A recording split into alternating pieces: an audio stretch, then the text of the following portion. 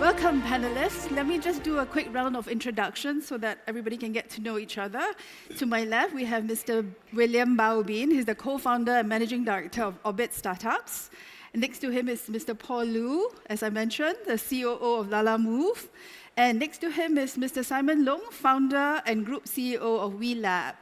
And the only beauty amongst the panelists, Ms. Courtney Powell, COO and managing partner of 500 Global. And last but not least, a fellow Singaporean, Mr. Yinglan Tang, founding managing partner of Insignia Ventures Partners. So let me get started because we have a lot of ground to cover. Let's start with all of you, but who can give us your assessment of how much potential there is in the Asia startup scene, and what do you identify as opportunities and obstacles? What and who are the guys who are doing great, and what's standing in the way of the proliferation of the startup scene? William, kick it off. Yeah, sure. So I think we're in a cycle. The only thing that you can really count on is there's always going to be another cycle. But emerging frontier markets by the end of this decade will be the majority of the economic creation in the world. The growth rates are here. The opportunity is quite good. There's finally some liquidity. The valuations are down, but there's finally some liquidity. You see companies going public in the region, not just China and India, but across the region. So we're extremely bullish. Well, the one thing that really matters right now is not so much, there's two types of capital or money, investment and revenue. The focus right now is on that revenue. But for companies that have positive unit economics, what we're seeing is a real opportunity here to actually do acquisitions. So we just led a bunch of sessions with our founders, and these are not huge startups, right? These are not big companies, but how can they leverage the fact that they have capital and they have their break even or they're profitable to take advantage of this market downturn to really beef up. So as we know with the US, you see many of the world-leading companies were started during downturns. So you really have to take advantage of the current situation. Okay. Paul. I quite agree with William. Definitely we are in the stage of adjustment. But we are very confident about the market that we are covering. We are huge in mainland China, we are from Hong Kong, and we are covering the entire Southeast Asia, as well as expanding very fast in Latin America. So we believe that this is the time that if you are the type of company to understand your stakeholders, understand your markets, this is actually a very good time to grow. Simon? Yeah, I think, thank you. I think we're a homegrown tech company, one of the largest standalone independent fintech startups. We're 10-year-old now. Shouldn't call ourselves startup anymore. With 60 million users across the region, I think our major formula is we've developed technology in Hong Kong, tested in mainland China, and then exported to Southeast Asia. So right now we run around 2 banks, WeLab Bank in Hong Kong, and also we have a bank just gone live in Indonesia. So we're very excited about Indonesia. We think it's a market with great potential, sizable young population, and also I think the rest of Southeast Asia, there's also a lot of opportunities. For example, Malaysia, we just started doing something with HSBC as well. So we're looking at the emerging young population, tech-savvy young adults in Southeast Asia that is traditionally underserved. And I think they were doing pretty well with digital wallets. But I think they need more than just a digital wallet for payment. They need to save and grow their wealth. So hence, digital banking is a natural progression to where I think this is going. Yeah, so you've identified Indonesia, Malaysia. Courtney, are there other areas where you see a lot of potential? Yes, so 500 has a little bit of a different approach to venture in the sense that we started investing at seed stage in Silicon Valley in 2010, but right away decided we were going to invest globally. We launched our first Southeast Asia fund actually in 2013, and out of our first fund we had 6 unicorns. And that is just beginning in 2013. So today we're actually even more bullish about Asia broadly as a market. Of the 3,000 investments we've made, almost 700 come from Asia, the continent, and we've had nearly 200 exits from that portfolio so far. So all of the demographics that were shared, I think the bridges that are being built between Asia and other parts of the world are really going to be critical for the next phase of development. So we remain very excited about what's going to happen on the continent, and we'll continue to invest. Do you want to share with us some of the names of these unicorns for the benefit of the audience? Yeah, sure. I mean, we just had Day Cook list recently, Pronetics, which is actually headquartered here out of Hong Kong. E-Fishery is a great example coming from Indonesia, Bukalapak, Grab, Carsome, Cars24. So, very well-known names, and it's been incredible to see the rise of startups across the continent. Fantastic. Yinglan? Yeah, we have roughly $1 billion, over $1 billion focusing on Southeast Asia, early stage. And I think one of the great opportunities we see versus the past 5 years and the next 5 years, that in the past 5 years, capital was cheap, right? And then a lot of companies were using subsidies to grow. We were taking models from US and China. I think the next 5 years will be quite different as cost of capital goes up, right? We will be seeing sustainable companies. But I think more interestingly, we're seeing companies that are homegrown in Southeast Asia, but growing internationally. I think that's, we see a lot of companies re-domiciling to set up in Singapore with engineering teams in China, but they are going global. We also help a lot of companies expand to the region, such as Simon. We are very happy to partner with Simon WeLab in the Indonesia JV. And I think that has been a great cross-pollination between the Greater Bay Area and Southeast Asia. The last point I will make is that we think embedded finance is a big push, which is why we partner with Simon. Of the 250 billion spent on financial services in Southeast Asia alone, 85% is on banks and insurance. 15% is on embedded finance. We think this number will double or triple. We have many companies like R129 doing supply chain financing that does, using fintech information from the customers to lend out. And we think this number will double or triple, which is a $500 million TAM opportunity. Great. So there are 3 points from you that I'd like to pick up and pose questions to the rest of the panelists. First is about the cost of capital. That's obviously gone up. And as William, as you mentioned, in a downturn, the appetite for investing has kind of weakened. What can startups do to get a better shot of attracting funding? Yeah, so for us, I mean, the easiest time to raise money is if you don't need the money. So we really focus on helping our companies get to a point where they're self-sufficient, and then the money comes. So I spent 20 years investing in China, helped 05, 06 do the Alibaba IPO here in Hong Kong. So it's not copy from China and paste to the rest of Asia, but it's more like learn and localize. And one of the things that Chinese companies did quite well is they created confederations of companies working together. So for our portfolio of 220 companies, we don't force them to work together, but we help them and encourage them to cooperate with each other. And this has allowed us to help them expand from 2019 to now to about 218 million monthly active unique users without spending money on advertising. And this is through cooperation and partnership. So it's not just taking the old model and doing it the same way with a slight improvements or slight efficiency improvements, but really trying to take a different approach. And a lot can be learned from the last 20 years of China and be applied to the other markets. Again, I can't copy paste. Not every market is going to be like China, but taking some of those lessons and applying them is much, I think, more appropriate than trying to borrow what is happening from the US to Southeast Asia and to the rest of Asia. I like this idea of cooperation and building an ecosystem of sorts, but how do you ensure that they actually do cooperate? Because I'm sure there's also competition amongst them, and how do you manage that? So we don't force them to cooperate. Actually, I made a mistake about a decade ago, and the two companies ended up suing each other. So the idea is that it's double opt-in. We facilitate communication. That's probably the most important thing. And we try and let it happen naturally. I see. And the second point from Yinglan that I want to pick up is about internationalization. I think one big challenge for many of the Asian startups that we are familiar with, they go big in their countries, and then they go big maybe in some regions of Asia, but they never quite scale up to be a global brand.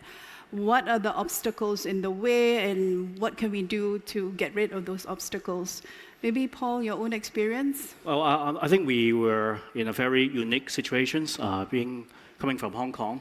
We have talent who understand the mainland Chinese market very well, and at the same time, very used to deal with the international market. So we are lucky in the sense that we come from a place where capital is abundant, talent, information flow, all very smooth, and we have a huge market behind us that gave us scale. So we took the chance to scale up in China and at the same time expand internationally. So we do apply the same business model, the same tech infrastructure everywhere we go, but we do localize our team, and we localize a lot of our approach. So everywhere you go, you might find that people thought we are from the local market rather than coming from somewhere else. So the idea is to go deeply local. I see. Simon? Yeah, I agree with him as well. I think as we expand regionally, right, I think a very important thing to realize is Southeast Asian markets are each separate country, separate jurisdiction, regulators, currency, even the local players are completely different, right? And usually, as you can see in what we do, right, in financial services, it's the banks, the large ones, and the conglomerates that dominate the markets, right? So I think in every market, it is different. And it's a local player, it's a local family that has been there for the last half a century, right? So for example, when we went into Indonesia, we spent a lot of time understanding the market. We even sent our senior management team, including myself, to learn Bahasa, so we can speak with them. When we go in, we meet the regulators, we wear a batik, we don't wear a suit, knowing that to respect the local culture. And we partner with local partners. For example, we partner with Astra, one of the largest local conglomerate, and we do joint ventures with them. So I think it's about localizing yourselves. It's about showing to the local players. And in what we do, we need to meet with government officials and regulators, right? To show them that we are here to invest in the long term. We're not here to make a quick buck. We partner with the local players as well, so that is a win-win situation. As we see a lot of international companies, if they go alone into a single jurisdiction, they sometimes will get penalized because you're a foreigner. You have not been investing historically long enough, right? I mean, there are many examples recently as well, right? But for us, I think we understand that, so we go in and we always work with the local guys and we help them to build the economy together. Courtney?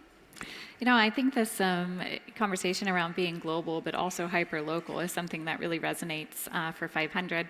We have team members across 27 countries, and what we have found is, when we think about investing in nascent and emerging markets, we have to take a very collaborative approach, meaning we are working with the regulators, we are working with various governments and ministries, with the education system, really looking at what the gaps are in a given market, and being willing to roll up our sleeves and dig in to help see that market, continue to accelerate from a startup ecosystem, but also very critically, and we're seeing this more and more today, is to be able to build these corridors between key countries, especially when you're working in a smaller market and day one they need to be thinking globally.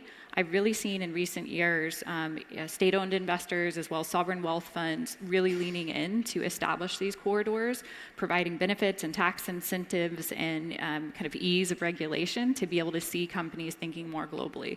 So completely agree, you have to be hyperlocal, you have to have local investors and the ability to facilitate companies locally, but you also have to have a plan to help them go global as well. Great. So I get this point about being hyperlocal, deeply embedded in the local communities that you plan to serve.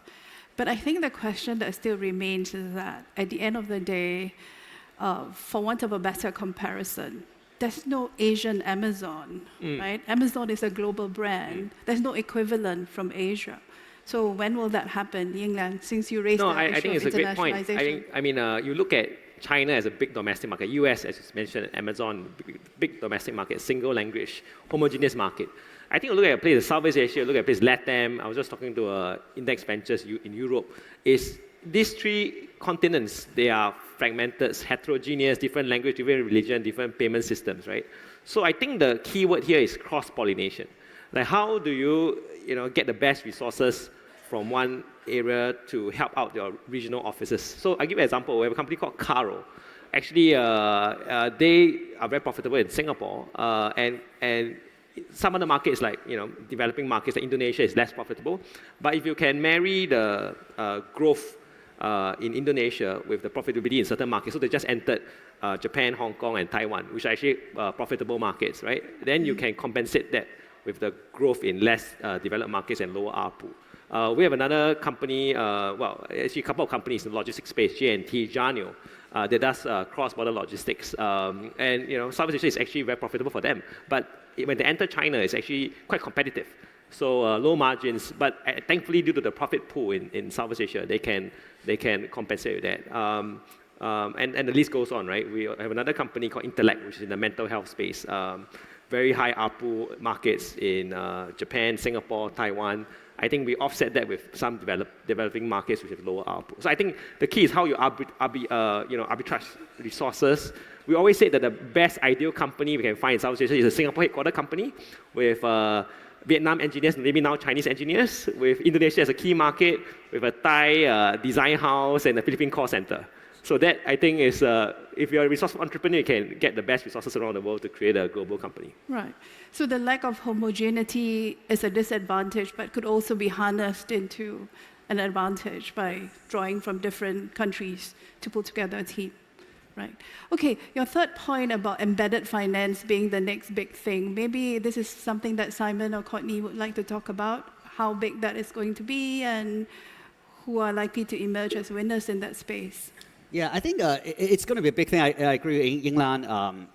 If you look at it, right, I mean, financial services historically is where you go to a bank. Now it was you go to the app, right? I think it will transcend beyond that. It will be every part of your life, in every acquisition, buying decision or purchase decision that you make, right? So that's also something that we'll be working on for a long time. For example, in Hong Kong, we work very closely with Teslas. We finance almost all the Teslas in Hong Kong. They're all our customers.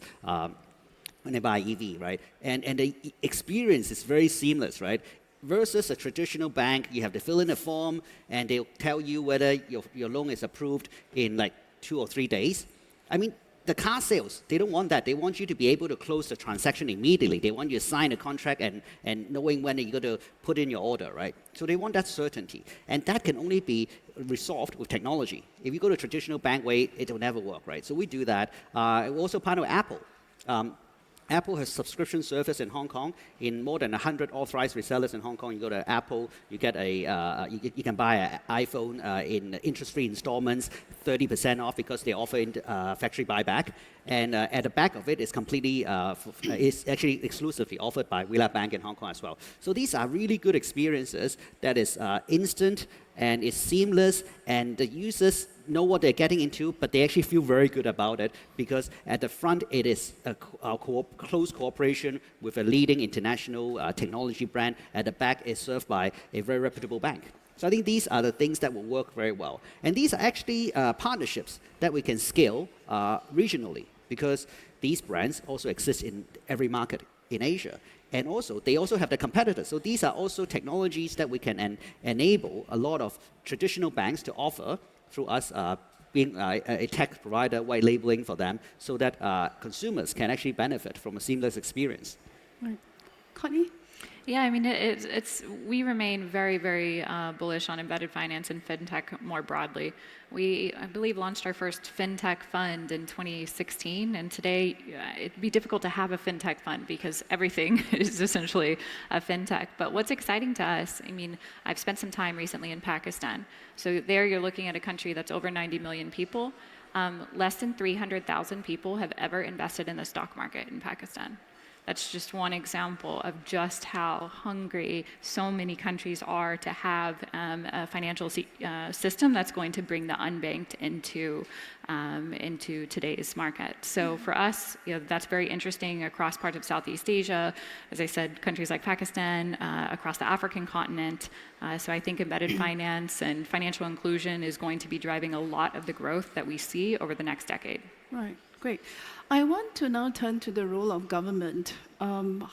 What is your own assessment of how Asian governments have been towards startups, towards risk-taking, towards openness to policy flexibility and reform, and which is the best government in Asia that's most receptive to startups? Spill the beans.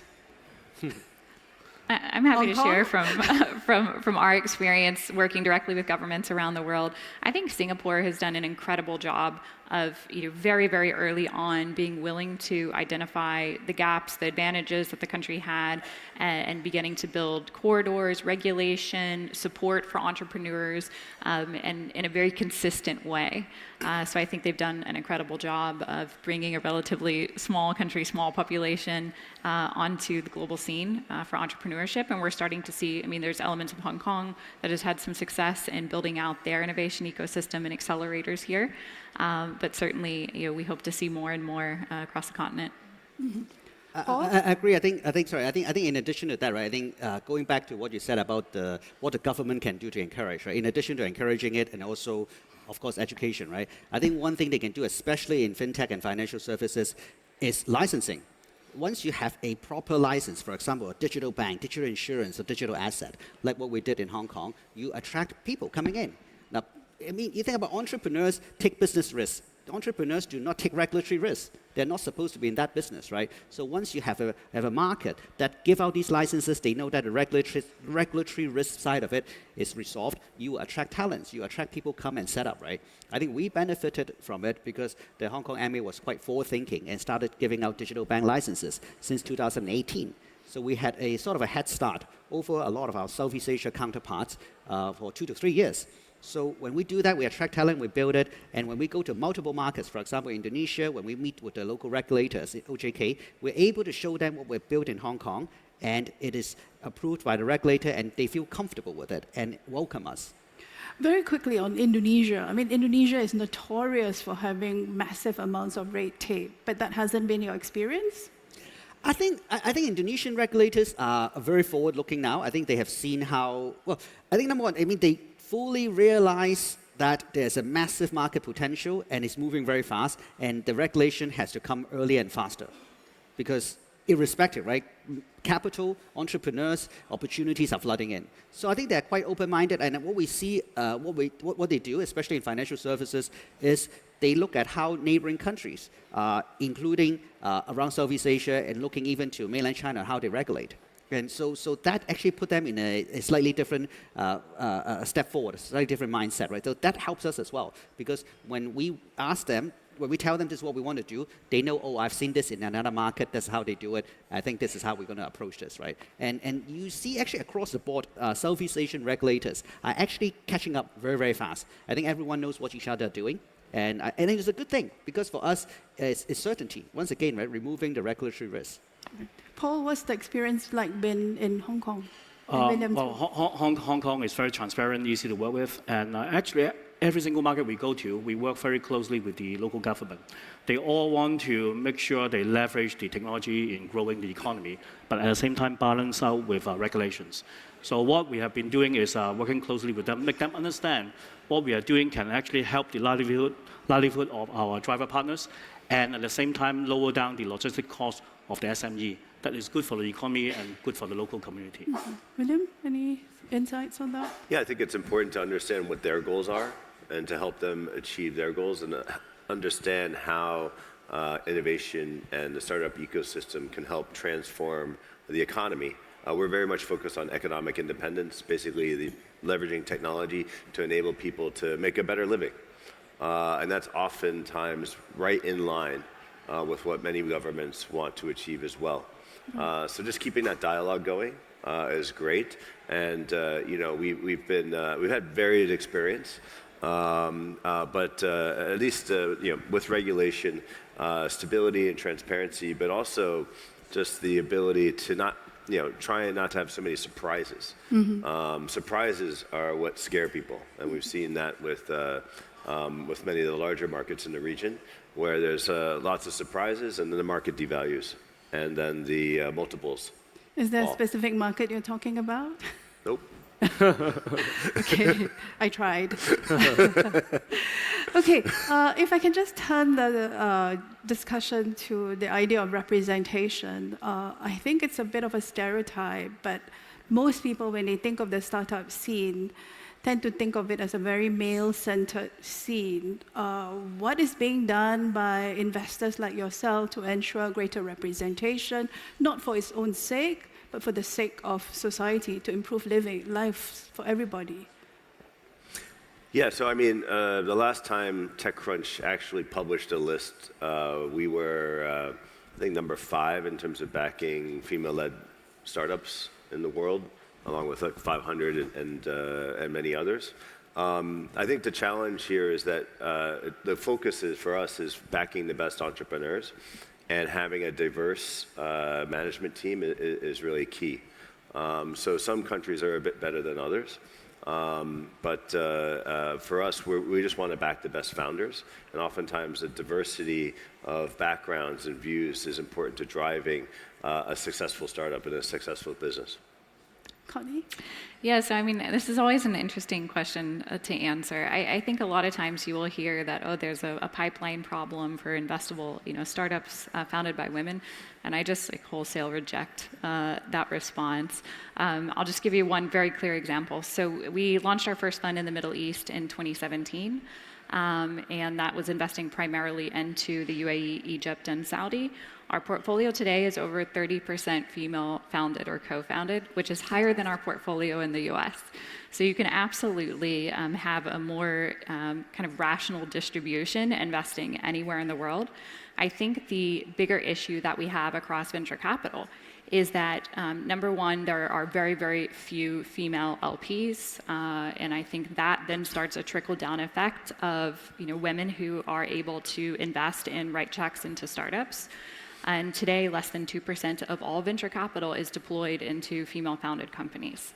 So I believe that at the point that we begin seeing more distribution at the LP level, as well at the venture capital level, then what we see in terms of startup distribution of receiving investment as a woman will change much more rapidly. But it's absolutely possible.